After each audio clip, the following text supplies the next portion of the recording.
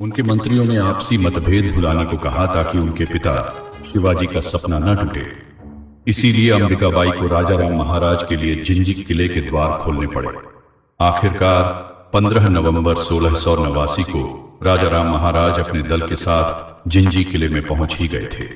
इस तरह महाराज की इस यात्रा की गाथा समाप्त हुई। तुलापुर से भागा हुआ बादशाह बीजापुर में बैठा था।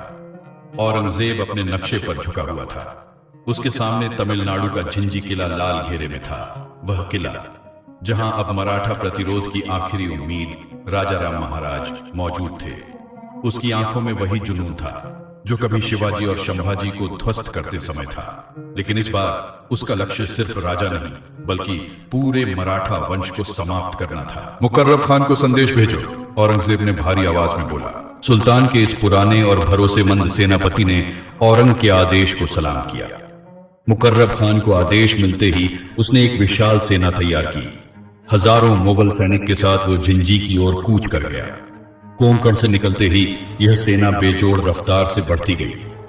जंगलों, नदियों और पहाड़ियों को पार करते हुए मुकर्रब खान लगभग 800 किलोमीटर का कठिन सफर तय कर चुका था। लेकिन उसे क्या पता था कि उसका यह इंतजार हमेशा के लिए शांत होने वाला था।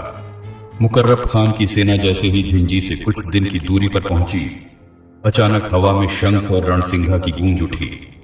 दूर पहाड़ियों से उठता धूल का गुब्बार देखकर मुगल सैनिक सतर्क हो गए। यह कोई और नहीं था बल्कि यह मराठों की छापामार युद्ध नीति का प्रचंड प्रहरी थे। संताजी, माँ भवानी ने हमारी सुन ली। शिकार खुद शिकारी बनकर यहाँ पहुंचे हुए हैं। तो वो तू ही है संताजी जिसका आतंक फैला हुआ है।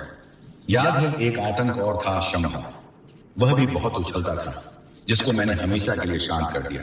वो धोखा था, वरना तुम्हारी नस्ल शंभू राजे को पकड़ना तो दूर, पैर की धूल चाटने के लायक भी नहीं है। तो आज देख लेते हैं कौन किसका तलवा चाटने लायक है।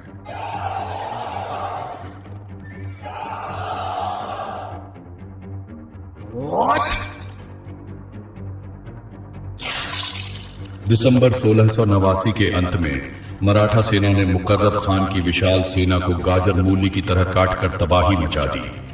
भयंकर युद्ध के दौरान संताजी घोरपड़े ने व्यक्तिगत रूप से मुकर्रब खान के साथ युद्ध किया। जब मुकर्रब संताजी का सामना नहीं कर पा रहा था तो वहां से भागने लगा। संताजी ने उसका पीछा किया।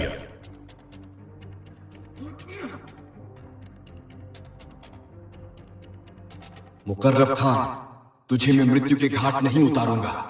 जिस तरीके से तुमने हमारे महाराज को 40 दिन तड़पाया था, उसी दर्द को आज तू महसूस करेगा। जब बच सकता है तो बच ले।